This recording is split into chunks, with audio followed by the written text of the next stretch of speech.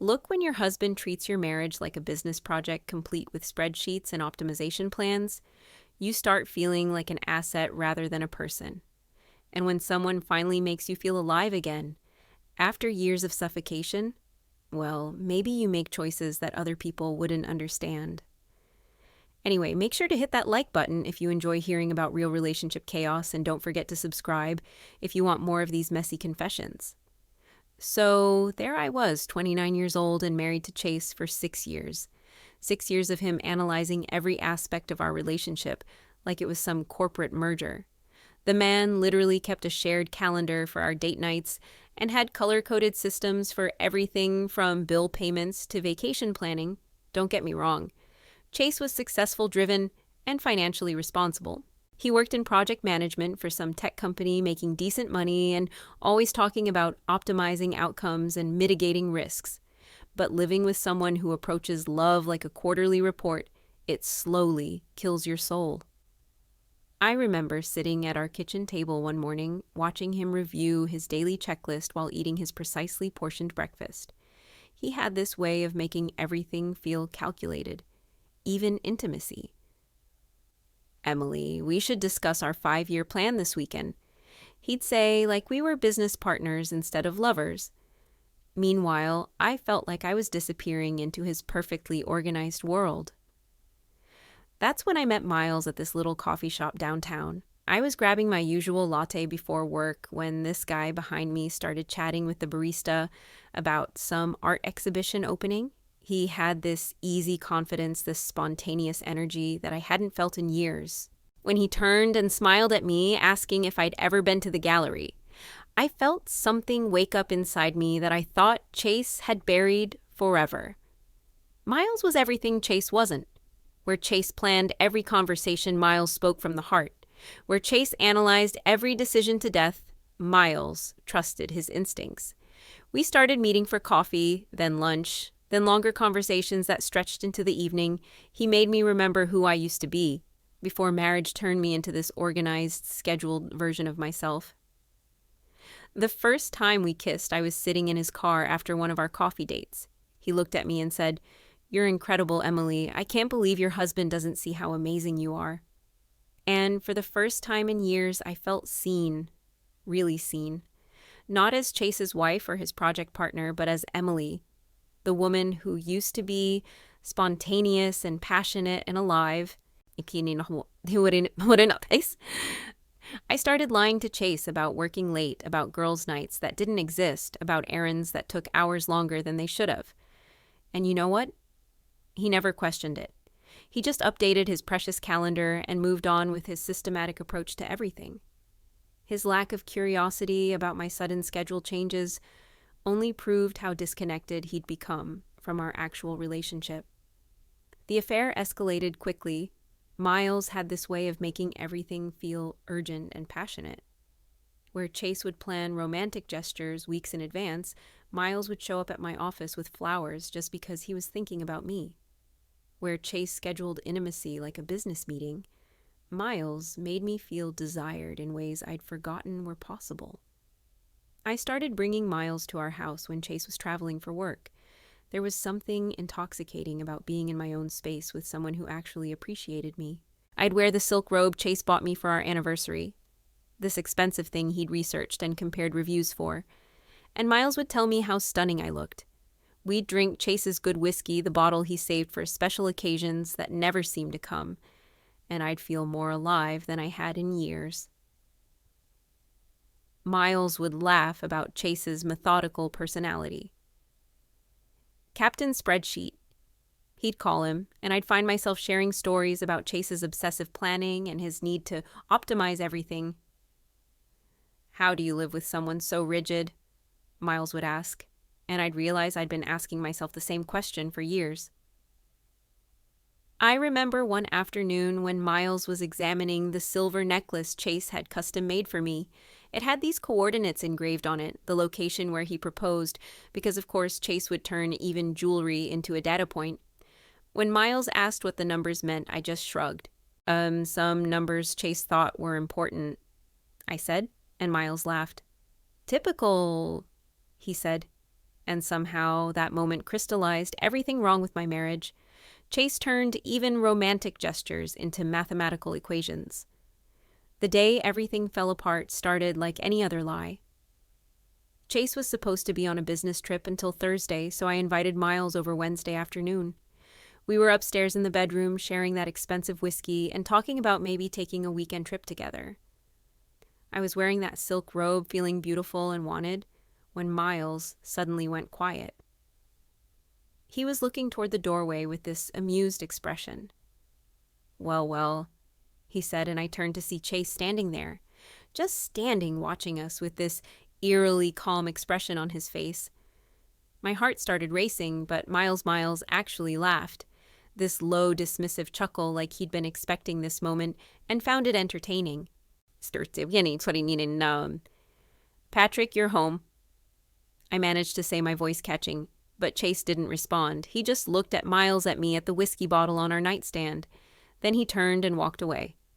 No yelling, no demanding explanations, no dramatic confrontation, just that unsettling calm that somehow felt more threatening than anger would have.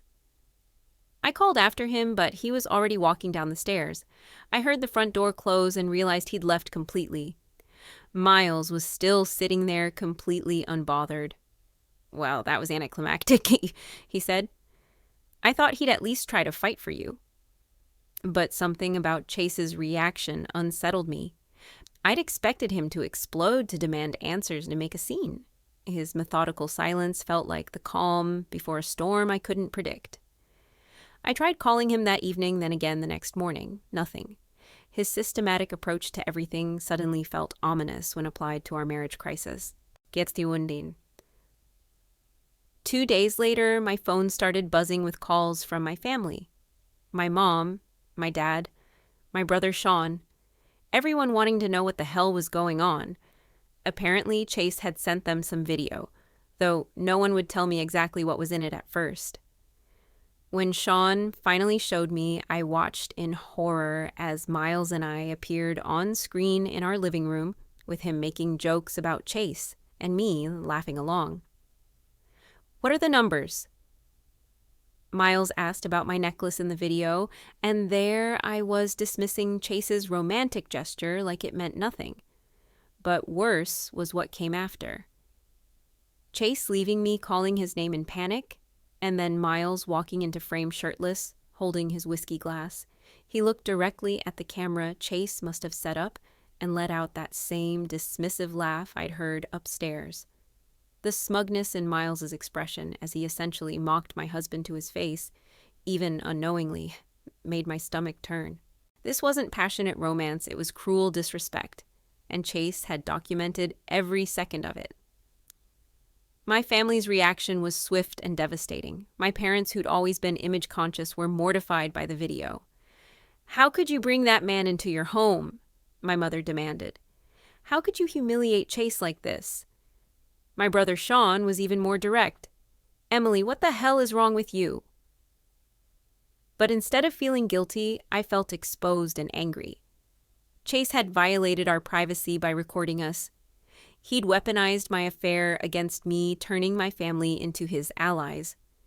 When I tried to explain how suffocated I'd felt in our marriage, how Chase's systematic approach to everything had driven me to seek connection elsewhere, they wouldn't hear it. I decided to take control of the narrative. If Chase wanted to play games, I could play them too. I reached out to his company's HR department, carefully crafting an email about his erratic behavior and mental instability. I painted a picture of a controlling husband who'd become obsessive and potentially dangerous. I figured his professional reputation was his weak spot, hit him where it would hurt most. But Chase was already 3 steps ahead of me. When his boss called him in, Chase calmly showed him the formal separation papers his lawyer had already filed. My email suddenly looked like the vindictive move of an angry spouse, rather than a concerned wife reporting genuine problems. Chase's calm, professional handling of the situation made me look unstable by comparison. Meanwhile, Miles was becoming a liability. The video had somehow reached his family too, and apparently his uncle, who controlled his trust fund, was less than pleased with his nephew's behavior. Miles went from confident and carefree to panicked and desperate almost overnight. His financial support evaporated, and suddenly our passionate romance felt a lot less appealing to him. "This is complicated now, Emily. He said during what would be our last coffee date. "Maybe we should take a break until things settle down." Just like that, the man who'd made me feel so alive abandoned me the moment our affair had consequences. His passion disappeared the instant it cost him something real. Chase's systematic approach to destroying my life was methodical and thorough. He'd documented everything, not just the affair, but things I'd forgotten about, like the emergency cash we kept in his office, safe money I'd taken to fund a weekend getaway with Miles. He had photos of the empty safe text messages where I'd admitted to taking it because I deserved some happiness after years of being ignored. The divorce proceedings were brutal. Chase's lawyer presented evidence of adultery theft and what they called dissipation of marital assets. My lawyer advised me to settle rather than fight, especially after Chase produced recordings of conversations where Miles and I had mocked our marriage and discussed our future together. The house had to be sold. The equity was split, but after legal fees and Chase's documentation of money I'd spent on the affair, my portion was smaller than expected. I found myself moving into a cramped apartment across town, working extra shifts to cover rent I'd never had to worry about before. My social circle evaporated. Friends who'd known us as a couple didn't know how to handle the situation, and the video Chase had shared made it impossible to paint myself as the victim of an unhappy marriage. Everyone had seen Miles's disrespectful laughter, had watched me dismiss Chase's romantic gestures, had witnessed the casual cruelty with which we treated my husband's trust. The isolation was crushing. I'd traded my stable marriage for passionate romance, only to discover that passion without foundation crumbles the moment it faces real consequences. Miles disappeared completely once his money was cut off, leaving me to face the aftermath alone. But what haunted me most was Chase's calculated response to my betrayal. The man I'd dismissed as emotionally distant had orchestrated my downfall with precision that would have impressed me if it weren't destroying my life. Every move he'd made was deliberate, documented, and devastatingly effective. 2 years later, I'm still living in that cramped apartment, still working extra shifts to make ends meet. I heard through mutual friends that Chase had started dating someone new, a woman who apparently appreciates his thoughtful, systematic approach to relationships. They'd bought a house together, were talking about marriage, seemed genuinely happy in ways Chase and I never were. Part of me wanted to hate her, this woman who got the version of Chase I'd never appreciated, but I couldn't even summon that energy anymore. The truth was, Chase had tried to build something meaningful with me, and I'd torn it down because it felt too structured, too planned, too safe. I'd wanted passion and spontaneity, and I'd gotten it, but passion without commitment is just chaos and spontaneity. Without foundation is just destruction.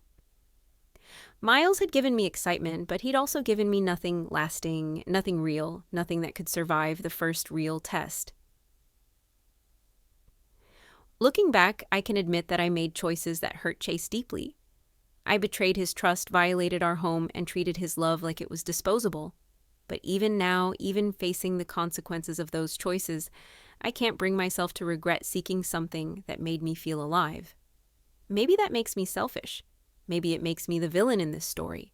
But I refuse to apologize for wanting more than a marriage that felt like a business arrangement. I refuse to pretend that Chase's systematic destruction of my life was justified even if my affair triggered it. The man who used to bore me with his spreadsheets and planning had revealed himself to be far more ruthless than I'd ever imagined.